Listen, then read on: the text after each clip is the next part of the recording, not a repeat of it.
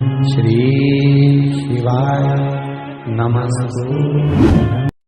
गुरुवार के दिन अगर शिव जी के मंदिर में पानी चढ़ाया जाए, जल चढ़ाया जाए, तो घर में विद्वत्ता का अनुभव होता है महाराज। बच्चे पढ़ने में प्रखर होते हैं महाराज। शिव जी के गले में एक सांप पड़ा रहता है। दुनिया के लोग कहते हैं वासुकी शंकर भगवान के गले में पड़ा हुआ है। स्मरण रखना, भगवान शंकर के गले में जो सांप पड़ा वो मेरे नारायण है। स्वयं शिव के गले में 24 घंटे पड़े रहते हैं, क्योंकि नारायण के बिना शिव अधूरे हैं और शिव के बिना मेरे नारायण अधूरे हैं। ये अधूरता उसका एक स्वरूप है, उसको जाना, उसको पहचानना सरल नहीं है। परेशान हो ओम नमः शिवाय, जय महाकाल। हम सबको पता है कि 14 दिसंबर को साल का आखिरी चंद्र दर्शन का बहुत ही प्यारा सा दिन आ गया है। और अगर आपकी कोई ऐसी मनोकामना जो काफ़ी दिनों से अधूरी है, आप पूरी नहीं कर पा रहे हो, तो ये वीडियो आपके लिए है। पूज दोगे ना तो फिर आप इधर की जितनी बातें होंगी वो मिस कर सकते हो। ठीक है, चलो समझते हैं इस उपाय को। तो सबसे पहले हम लोग उपाय की बात करते हैं, जो कि है 7 चावल के दाने की। तो स्क्रीन पे आपको चावल के बहुत सारे दाने दिख रहे हैं, तो इसमें से 7 चावल के दाने लेना। एक चीज़ का ध्यान रखना, चावल का दाना खंडित ना हो, टूटा हुआ ना हो। ठीक है, खड़े खड़े चावल लेना। साथ ही साथ आपको लेना होगा एक सफ़ेद फूल। कोई ज़रूरी नहीं कि जो सफ़ेद फूल मैं आपको दिखा रहा हूँ वही लो, नहीं, जो आपके घर के आसपास ईजिली मिल जाए सफ़ेद फूल को लेना। लेने के बाद में आपको लेना होगा इस तरीके से केसर, है ना। कहीं पे भी किसी भी पूजा पाठ के स्टोर पे बहुत आसानी से सस्ते दामों में पूजा पाठ में इस्तेमाल होने वाला केसर आपको मिल जाएगा, है ना। इस केसर को क्या करोगे, एक छोटी सी कटोरी लेना और उस कटोरी में सबसे पहले पानी भरोगे। पानी भर के इसमें से कुछ दाने केसर के डाल देना। जब केसर के डालोगे तो उंगलियों से मिक्स करोगे। जब मिक्स करोगे ना तो आप पानी का कलर देखोगे हल्का सा रेडिश हो जाएगा, हल्का केसरिया कलर में हो जाएगा, है ना।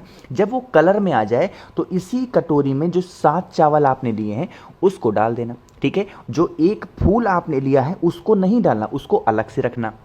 और उसके बाद इन सभी चीज़ों को लेकर के जिस दिन चंद्र दर्शन हो उस दिन आपको अपने छत पे चले जाना, या फिर जहाँ से भी चंद्र भगवान के दर्शन हो रहे हों, आपको क्या करना है, सबसे पहले चंद्र भगवान के ऊपर से कटोरी के साथ 7 बार में आपको घुमाना होगा। कौन से महादेव का नाम लेकर के, बालचंद्रेश्वर महादेव के नाम से। किसके नाम से, बालचंद्रेश्वर महादेव के नाम से उस कटोरी को घुमा देना, है ना। आपके पास में जो एक सफ़ेद फूल है उस कटोरी में डुबाना और 7 बार आपको चंद्र भगवान के ऊपर चंद्रेश्वर महादेव के नाम से ऐसे छींटा मारना हो। कौन से महादेव, चंद्रेश्वर महादेव के नाम से उसी सफ़ेद फूल को केसर में डुबा करके 7 बार आपको छींटा मारना। उसके बाद सफ़ेद फूल को उठाना और जो केसरिया में आपके पास में चावल है उसको लेकर के पहुंच जाना महादेव के शिवलिंग के पास में। मैंने बोला शिवलिंग, मैंने मंदिर नहीं बोला। तो इस उपाय को आप अपने घर पे भी कर सकते हो। ठीक है, पहुँचे, सबसे पहले क्या करोगे, फेस रखना उत्तर दिशा। जो आपके पास में कटोरी में जल है जिसमें आपने 7 चावल डाले हैं उसको पूरा का पूरा आपको बालचंद्रेश्वर महादेव के नाम से समर्पित करना। किसके नाम से, बालचंद्रेश्वर महादेव के नाम से समर्पित कर देना। समर्पित करने के बाद में जो आपके पास में एक सफ़ेद फूल है उस एक सफ़ेद फूल को अपनी जो विशेष होंगी, जो कामना होगी, उस कामना को कह के चंद्रेश्वर महादेव के नाम से, कौन से महादेव, चंद्रेश्वर महादेव के नाम से महादेव के शिवलिंग के ठीक ऊपर रख देना। जिस कामना से जिस इच्छा पूर्ति के लिए इस उपाय को करोगे वो विशेष, वो इच्छा आपकी पूरी बहुत जल्दी होगी। ठीक है, तो करिएगा सभी लोग इस उपाय को। तो यहाँ पे हम लोगों ने पहले उपाय की बात कर ली है। आगे बढ़ते हैं इस वीडियो में हम लोग अपने दूसरे उपाय की तरफ। और ये जो दूसरा उपाय है ये होगा धन संपदा के लिए। यानी कि अगर आपके घर में माँ लक्ष्मी का वास नहीं होता ना, बहुत ज़्यादा परेशान हो गए हो, तो इस उपाय को करेंगे। ठीक है, देखो उसके लिए क्या करना होगा, हमें 2 चीज़ों की ज़रूरत है। पहले हमें ज़रूरत होगी दही की। आज के टाइम पे आसानी से मिल जा रहा है, तो दही लेना, 1 से 2 चम्मच दही लेना।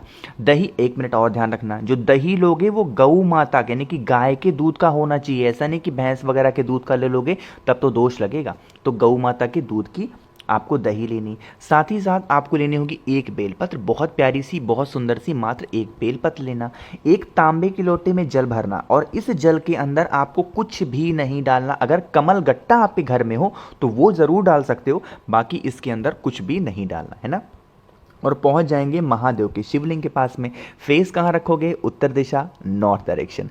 आपके पास में दो चीज़ें हैं, आपके पास में दही है, आपके पास में बेलपत्र है।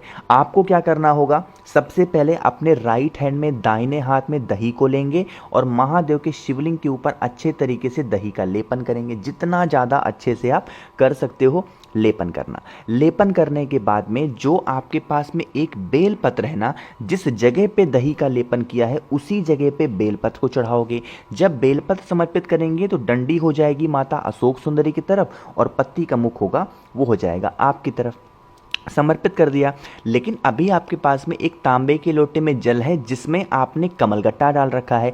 कमलगट्टा हमेशा माता लक्ष्मी का प्रतीक होता है, धन संपदा को बढ़ाने के लिए कमलगट्टे का इस्तेमाल किया जाता है। तो वो कमलगट्टे का जो जल है वो उसी बेलपत्र के ऊपर बिल्कुल धीरे धीरे स्लो मोशन में आपको समर्पित करना है, श्री शिवाय नमस्तुभ्यम का ध्यान करते हुए। ठीक है, जब आप समर्पित करोगे तो जो कमलगट्टा होगा यहाँ कहीं आकर के गिरेगा।